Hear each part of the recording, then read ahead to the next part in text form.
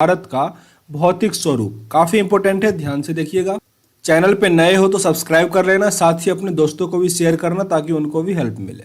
चलो स्टार्ट करते हैं। देश के कुल क्षेत्रफल के 10.7% भाग पर उच्च पर्वतीय श्रेणी है जिनकी ऊंचाई समुद्र तल से 2135 मीटर या उससे अधिक है।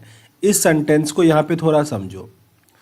एट फर्स्ट तो ये दिया गया यहाँ पे कि 2135 मीटर अगर स्थल से ऊंचा हुआ पार्ट होगा उसको हम कहेंगे पर्वत श्रेणी। ओके, मीन्स पर्वत श्रेणी का जो कुछ क्राइटेरिया है उसमें आपका ये फुलफिल कर रहा है। ओके, और यहाँ पे एक चीज़ ध्यान देना होगा कि पहाड़ जो होगा उसका ऊंचाई पर्वत का इस शेप का होगा। अगर इस शेप का होगा उसे हम पठार कहेंगे। आगे हम पढ़ेंगे पठार, तो उसमें इसका हम डीपली जिक्र करेंगे। ओके, आगे दिया गया है 305 मीटर से लेकर 2135 मीटर तक की ऊंचाई वाली पहाड़ी 18.6% भूभाग पर फैली हुई है। 43% भूभाग पर विस्तृत मैदान फैला हुआ है।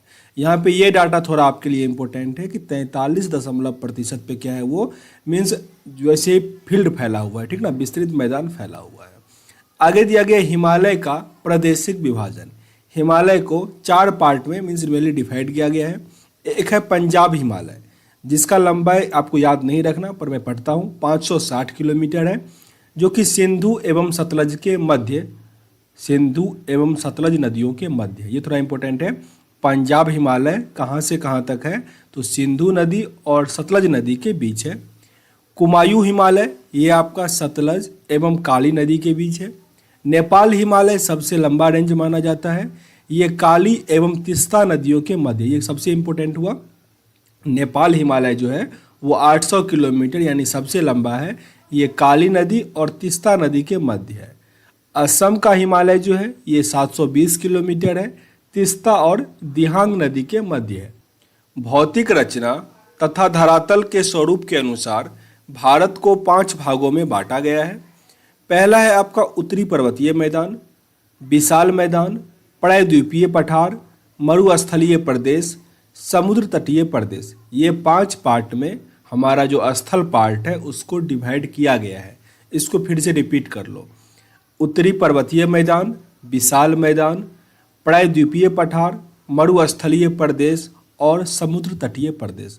मैं कोशिश करता हूँ इस प्रकार पढ़ाऊँ ताकि आप छोटे मोटे एग्जाम में, हालांकि छोटा कोई एग्जाम नहीं होता, डिस्क्रिप्टिव में भी आपको हेल्प मिल जाएगा। ओके, तो ये सब आप याद रखोगे तब आसानी से लिख पाओगे।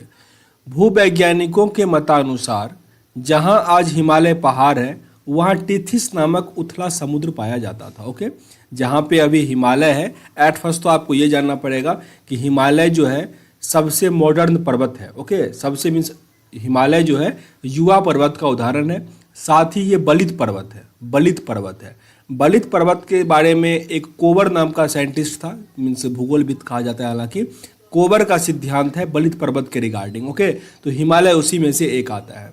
जहाँ पे अभी हिमालय है वहाँ पे पहले क्या था, टिथिस नामक उथला समुद्र था। ये आपके जो एसआई का एग्जाम होता है ना, इसमें कई बार पूछा गया प्रश्न है। ओके, जो वर्तमान में अभी जहाँ हिमालय है पहले वहाँ पे क्या था, तो वहाँ पे टिथिस नामक समुद्र था। आगे दिया गया है हिमालय की उत्पत्ति के संबंध में आधुनिक सिद्धांत जो है वह है प्लेट विवर्तन, means plate tectonic, means 2 plate जो है आपस में टकराया तो एक प्लेट ऊपर गया, एक प्लेट नीचे गया। ओके, तो ये जो गया वो पहाड़ी के रूप में फॉर्म हो गया। ये धीरे धीरे पहाड़ क्या हो रहा है, अभी बढ़ ही रहा है और बढ़ेगा अभी। क्लियर। और इसका लंबाई कहीं कहीं आप 8848 देखोगे, कहीं कहीं इसका ऊंचाई 8850 लिखा गया है। ओके, तो ये जो 8850 है ये सैटेलाइट के द्वारा लिया गया है और ये 8848 जो है वो इंडिया के साइंटिस्टों ने ही नापा था। क्लियर।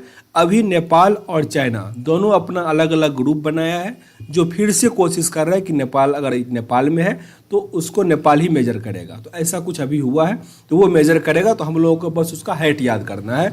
अभी जो है 8848 याद रखो या 8850 जो आपके एग्जाम में हेल्प करे। ओके, आगे देखते हैं। हिमालय की पर्वत श्रेणियाँ प्रायद्वीपीय पठार की और उत्तल एवं तिब्बत की ओर अवतल हो गई है। इसका मतलब क्या है कि मीन्स अब उत्तल मतलब उठा हुआ, अवतल मतलब इस प्रकार धंसा हुआ पार्ट। तो तिब्बत के साइड में क्या है, अवतल फॉर्म है, मतलब उस साइड से जो हिमालय पे चढ़ना होगा वो क्या होगा, काफ़ी मुश्किल होगा क्योंकि अवतल फॉर्म में है। इंडिया साइड से क्या होता है, थोड़ा चढ़ना आसान होता है। उत्तर के पर्वतीय क्षेत्र को 4 प्रमुख समांतर पर्वत श्रेणी क्षेत्रों में बांटा गया है। ये भी आपके लिए इंपॉर्टेंट है। जैसे पहला है ट्रांस हिमालयन क्षेत्र। पहला क्या है, ट्रांस हिमालयन क्षेत्र। इसके अंतर्गत काराकोरम दर्रा, जिसको हम लोग कहते हैं, वो काराकोरम, लद्दाख, जास्कर आदि पर्वत श्रेणियां आती है। केटू या गार्डविन ऑस्टिन, ये यहाँ पर थोड़ा समझ लो, ये जो ट्रांस हिमालय क्षेत्र है इसी पे आपका केटू या फिर उसी को हम गार्डविन ऑस्टिन कहते हैं, ये उसी पे आता है और ये भारत का सबसे ऊंचा चोटी है। इसको फिर से रिपीट कर लो, केटू या गार्डविन ऑस्टिन या फिर काराकोरम भारत का सबसे ऊंचा चोटी है, जो कि हिमालय पर तो है ही, साथ ही कौन से क्षेत्र पे है, तो ट्रांस हिमालयन क्षेत्र पर। ट्रांस हिमालयन क्षेत्र पर जिसकी ऊंचाई कितनी है, 8611 मीटर ऊंचा है। ओके, काफ़ी ऊंचा है। दूसरा दिया गया है हिमाद्री अर्थात सर्वोच्च या बृहत हिमालय। हिमाद्री अर्थात सर्वोच्च या बृहत हिमालय, यह हिमालय की सबसे ऊंची श्रेणी है। यह हिमालय की सबसे ऊंची श्रेणी है। इसकी औसत ऊंचाई 6000 मीटर है। विश्व की सबसे ऊंची चोटी जो माउंट एवरेस्ट है वो इसी पे है, मीन्स हिमाद्री पे ही माउंट एवरेस्ट एग्जिस्ट करता है, जो कहाँ पे है, नेपाल में है। साथ ही कंचनजंगा, नागा पर्वत, नंदा देवी, कॉमेट व नाम चावड़ावा आदि इसके कुछ महत्वपूर्ण शिखर है। शिखर सबका नाम आपके लिए इंपॉर्टेंट नहीं है। अगर कुछ टफ एग्जाम की तैयारी करो जैसे एनडीए, सीडीएस, यूपीएससी, इस टाइम में दे सकता है कि कंचनजंगा भारत के किस रेंज पे है, तो आपको यहाँ पे हिमाद्री रेंज पे ऐसे टिक करना पड़ेगा। ओके, नोट में दिया गया है बृहद हिमालय लघु हिमालय से मेन सेंट्रल थ्रस्ट के द्वारा अलग होता है। बृहद हिमालय लघु हिमालय से मेन सेंट्रल थ्रस्ट के द्वारा अलग होता है। ओके, तीसरा पॉइंट दिया गया आपका हिमालय श्रेणी, मीन्स तीसरा जो रेंज है वो आया हिमालय श्रेणी, जिसे हम लघु या मध्य हिमालय भी कहते हैं। तो यहाँ पे हिमाद्री और लघु हिमालय के बीच क्या है, मेन सेंटर थ्रस्ट, जो उसको अलग करता है। इस श्रेणी में पीर पंचाल, धौलाधर, मसूरी, नागटीवा एवं महाभारत श्रेणियां आती है। मैं रिपीट करता हूं, अगर आप किसी अच्छे एग्जाम की तैयारी कर रहे हो तो आप इस रेंज के ऊपर जो चोटी है उसका भी नाम याद रखो, क्योंकि ये प्रश्न एग्जाम में पूछे जाते हैं तो स्टूडेंट इसको हार्ड प्रश्न कह के टाल देते हैं, पर अगर आप याद कर लोगे तो आपके लिए ये अच्छा मीन्स होगा। आगे बृहद व लघु हिमालय के मध्य काश्मीर घाटी, लाहुल स्फीति, कुल्लू व कांगड़ा की घाटियाँ मिलती है, जहाँ अल्पाइन चारागाह है। अल्पाइन चारागाह कहाँ मिलता है, तो ये मिलता है लघु हिमालय पे, हिमालय श्रेणी पे मिलता है, जिन्हें काश्मीर घाटी में मर्ग तथा उत्तराखंड में बुग्याल या पायर कहा जाता है। शिमला, कुल्लू मनाली, मंसूरी, दार्जिलिंग आदि लघु हिमालय में ही आता है। ये जो शिमला, कुल्लू मनाली, मंसूरी, दार्जिलिंग, ये जो मेन 5 जो घूमने लायक जगह है, हिल कहते हैं जिसको, हिल स्टेशन, वो सब कहाँ पे है, हिमालय श्रेणी मीन्स लघु हिमालय श्रेणी में ही आता है। लघु हिमालय शिवालिका से, अब यहाँ पे लघु हिमालय और शिवालिका को अलग कौन करता है, main boundary fault. Main boundary fault से लघु हिमालय शिवालिका को अलग करता है। शिवालिका काफ़ी इंपॉर्टेंट है अपने लोगों के लिए। शिवालिका अर्थात निम्न या वाय हिमालय, ये काफ़ी सबसे नीचे वाला पार्ट होता है। यह हिमालय का नवीनतम भाग है। शिवालिका एवं लघु हिमालय के बीच कई घाटियां हैं, जैसे काठमांडू घाटी इसमें फेमस है। पश्चिम इन्हें दून या द्वार कहते हैं, पश्चिमी इन्हें दीन या द्वार कहते हैं, जैसे कि देहरादून और हरिद्वार। शिवालिका के निचले भाग को तराई कहते हैं। शिवालिका के निचले भाग को तराई कहते हैं और पश्चिम में जो इसका पार्ट है उसको दून कहते हैं, इसलिए इसका नाम देहरादून पड़ा है, और द्वार कहते हैं इसलिए इसका नाम हरिद्वार पड़ा है। ओके, अरावली की पहाड़ियाँ राजस्थान में है।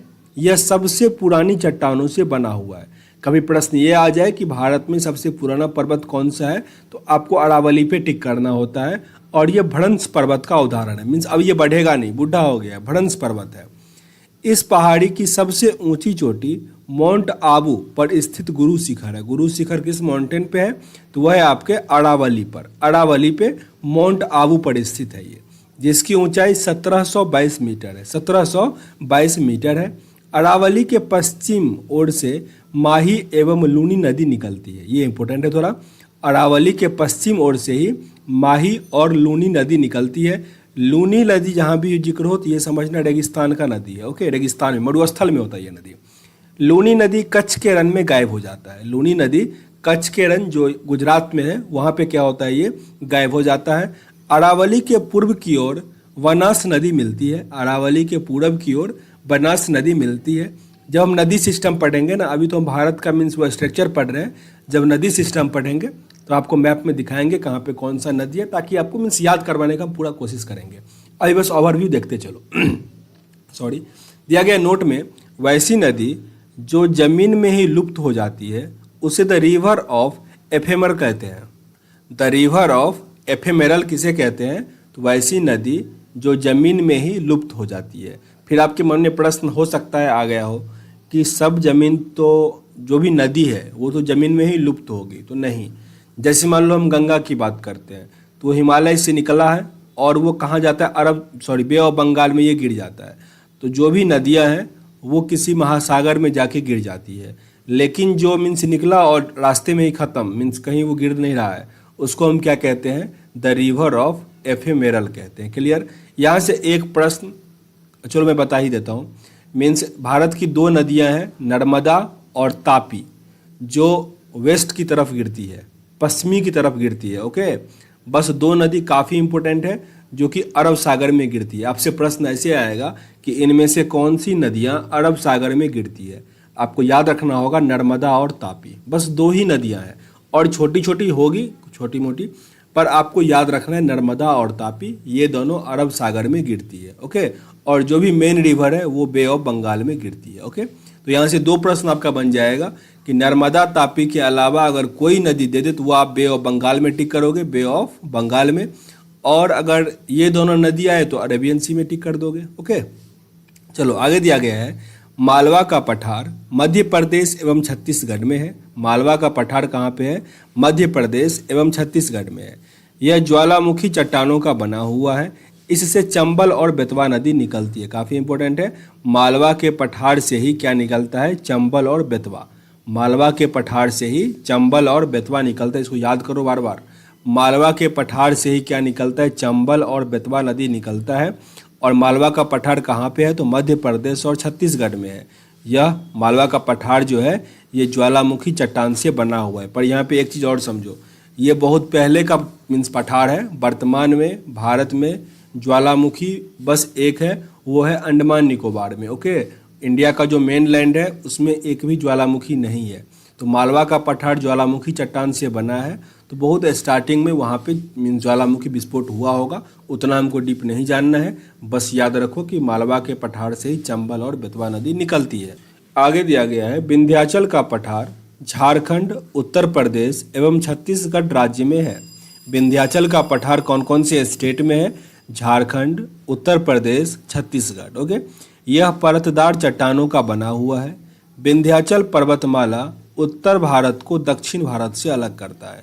ये लाइन जो है आपके लिए बहुत इंपॉर्टेंट है कि कौन सी पर्वतमाला उत्तर भारत को मीन्स नॉर्थ इंडिया को साउथ इंडिया से अलग करता है। तो आपका आंसर क्या होना चाहिए, विंध्याचल पर्वतमाला। विंध्याचल पर्वतमाला जो कि झारखंड, उत्तर प्रदेश, छत्तीसगढ़ में है, ये क्या करता है, उत्तर भारत को दक्षिण भारत से अलग करता है। इसको नहीं भूलना, मैं तो कहता हूँ कमेंट में एक बार लिख ही लो ताकि लंबे समय तक याद रहे, क्योंकि बहुत बार पूछा गया ये प्रश्न है। विंध्याचल पर्वतमाला उत्तर भारत को दक्षिण भारत से अलग करता है। मैकाल पठार छत्तीसगढ़ में है।